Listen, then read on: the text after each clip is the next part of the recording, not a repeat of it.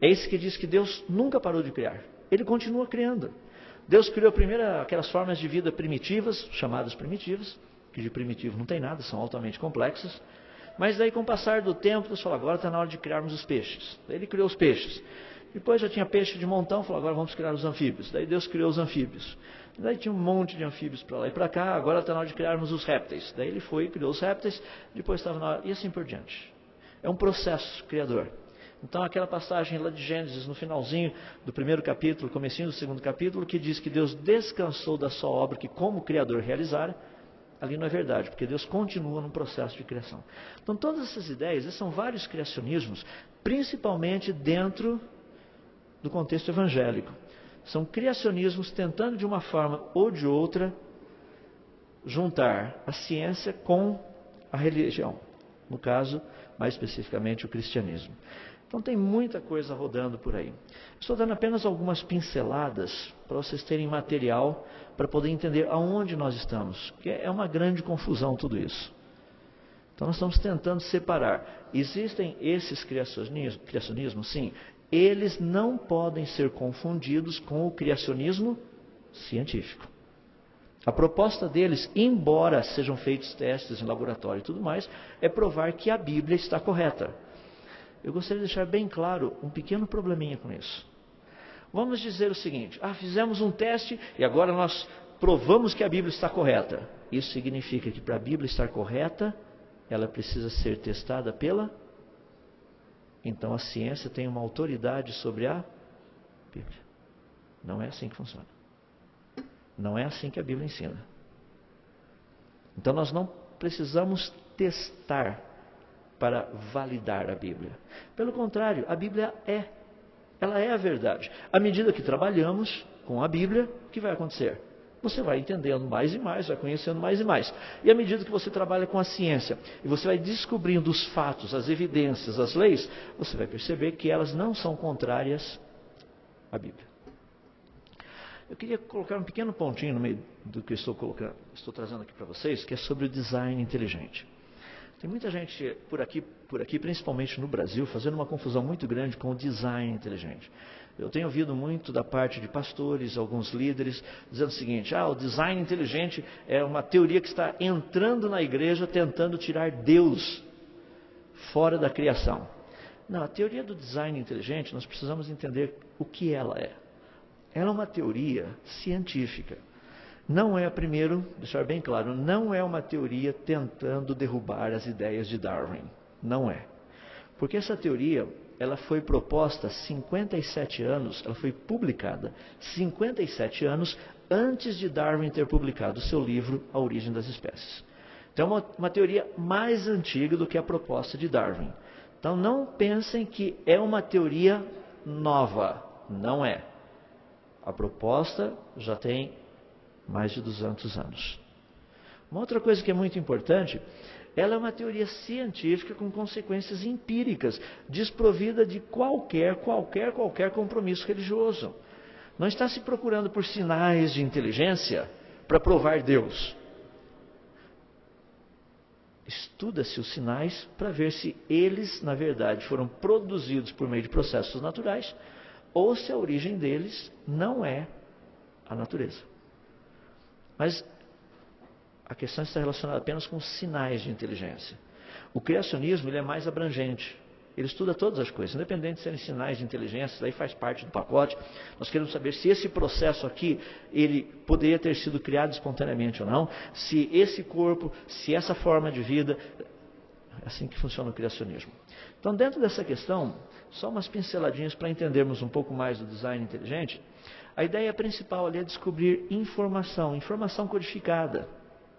Por quê? Para eles, para o design inteligente, isso é muito importante, porque nós já sabemos que toda informação, ela é produzida por atividade mental. Processos naturais não produzem informação. Daí um trabalho assim muito sério para a gente poder desenvolver essa ideia. Tanto é que o exemplo que eu tenho dado, creio que vocês já viram, é justamente dessas duas imagens que nós temos aqui. Eu sempre pergunto às pessoas, o que você está vendo na imagem da direita? O pessoal fala, estou vendo um cavalo, um pônei. E na da esquerda? Da esquerda estou vendo um cachorro, uma ovelha. No fundo, o que nós estamos vendo são plantas. Mas você identificou uma forma. Por quê? O que você está identificando é informação. Você sabe que processos naturais não produzem aquilo. Então nós temos todo um trabalho bem interessante nessa área de design inteligente, que muitas vezes tem sido confundido. Só um exemplo rápido. Quando nós trabalhamos com sinais de inteligência, existe toda uma metodologia científica por trás. Eu vou dar a parte mais simples, sem entrar na parte técnica.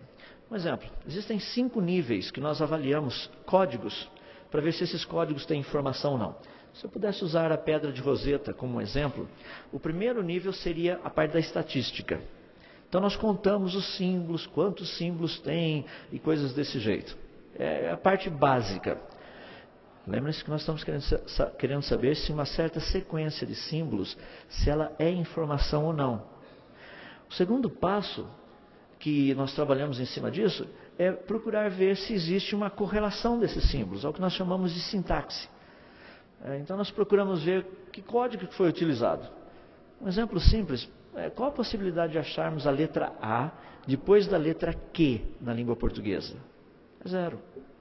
Porque na nossa língua, na estrutura, a letra A nunca vem depois da letra Q. Depois da letra Q vem a letra U. Então na sintaxe nós estudamos praticamente isso. Um terceiro passo para entendermos se uma sequência de símbolos é informação ou não, é a parte da semântica. Trabalhamos com as ideias comunicadas. Quais são as ideias que estão ali dentro? Que informação é essa? Existe informação? É algo inteligível? É algo detectável? Esse é o terceiro passo. Depois nós trabalhamos com a parte da pragmática. Por quê? Informação produz ação. Informação sempre produz uma ação esperada. É um mecanismo.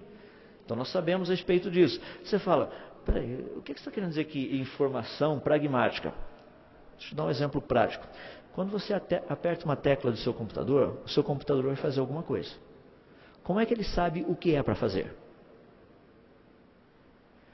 Porque um pequeno sinal elétrico vai passar por um monte de fiozinhos, vai chegar num certo lugar para falar, faça isso. Tem uma ação esperada com aquela informação. Já imaginou se chega um montão de sinal elétrico e lá a CPU do seu computador não sabe o que fazer com aquilo? Informação produz uma ação esperada. Não somente isso, o quinto nível que nós colocamos, que é a parte da apobética, toda ação esperada produz um propósito a ser atingido. Então, o que você quer que a coisa aconteça? Eu vou apertar essa tecla, eu quero que o negócio ali imprima. Então, você aperta essa tecla e fica esperando, e nada acontece. Qual o propósito a ser atingido na hora que você apertou aquela tecla? Qual vai ser a ação? Fazer com que o printer comece a funcionar. Com qual propósito? Para que o negócio seja impresso. Então tem toda uma dinâmica em cima disso. Só para você ter uma noção, como que nós aplicamos rapidinho isso, pega esses 5 níveis, que são níveis que nós trabalhamos com a matemática, e coloca, por exemplo, essa mesma ideia dentro do DNA. Então, só para ter uma noção, dentro do DNA, qual o sinal transmitido? O número dos nucleotídeos. Qual o código utilizado? As sequências dos ATCGs, adenina, timina, citosina, guanina. Quais são as ideias comunicadas? A ordem dos aminoácidos. Qual a ação esperada? Formação de proteínas. Qual o propósito a ser atingido? Preservação da vida. Tem uma sequência. O que isso significa? Que o código que está ali no DNA, ele é informação. Se ele é informação, qual a origem dessa informação? O que nós já vimos? Que informação só é produzida por atividade mental. Informação não é produzida por processos naturais. Então dá para ter uma noção um pouquinho do que o design inteligente trabalha. Isso é a ideia do DI, Design Inteligente. Então tem pessoas fazendo maior confusão por aí, achando que o DI tem trabalhado. Não, eles querem trazer de volta Deus para a igreja, que os criacionistas não conseguiram fazer isso, então eles mudaram a cara. Criaram, por exemplo, um nome fantasia para tentar trazer o criacionismo de volta. olha, o design inteligente não é criacionismo, são duas coisas diferentes.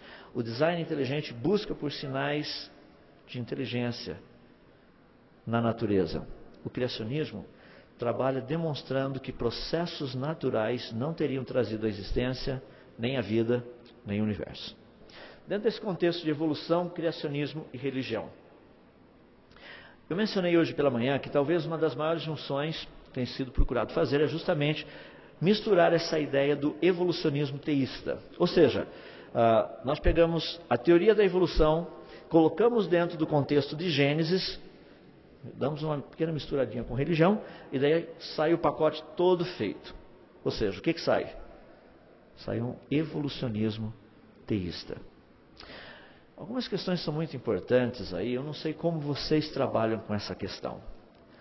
Dentro das igrejas, ou dentro das suas igrejas, vocês vão perceber muitos jovens que dizem o seguinte: eu sou evolucionista, mas eu também sou criacionista. Peraí, o que você quer dizer com isso? Que você é corintiano e palmeirense ao mesmo tempo.